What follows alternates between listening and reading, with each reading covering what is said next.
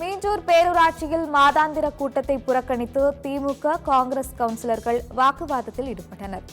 திருவள்ளூர் மாவட்டம் மீஞ்சூர் பேரூராட்சியின் மாதாந்திர கவுன்சிலர் கூட்டத்திற்கு வருகை தந்த திமுக காங்கிரஸ் உள்ளிட்ட கூட்டணி கட்சிகளிடையே கடும் வாக்குவாதம் ஏற்பட்டது.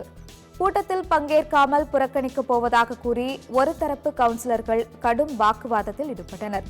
பேரூராட்சி தலைவர் வேட்பாளரான சுமதிக்கு ஆதரவாக வாக்களித்த 9 கவுன்சிலர்களின் வார்டுகள் தொடர்ந்து புறக்கணிக்கப்படுவதாக குற்றம் சாட்டினர்.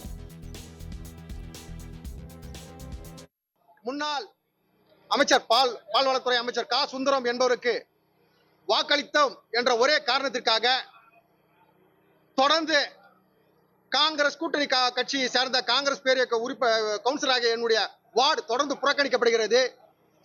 தலைவரை எதிர்த்து தளபதி ஸ்டாலின் யாரை தலைவராக நிறுத்தினாரோ அவருக்கு வாக்களித்த சுந்தரம் அவர்களின் மருமகள் சுமதி தமிழுதனுக்கு வாக்களித்தோம் என்ற ஒரே காரணத்திற்காக எங்கள் வார்டுகள் தொடர்ந்து புறக்கணித்துக் தொடர்ந்து புறக்கணிக்கப்படுகிறது.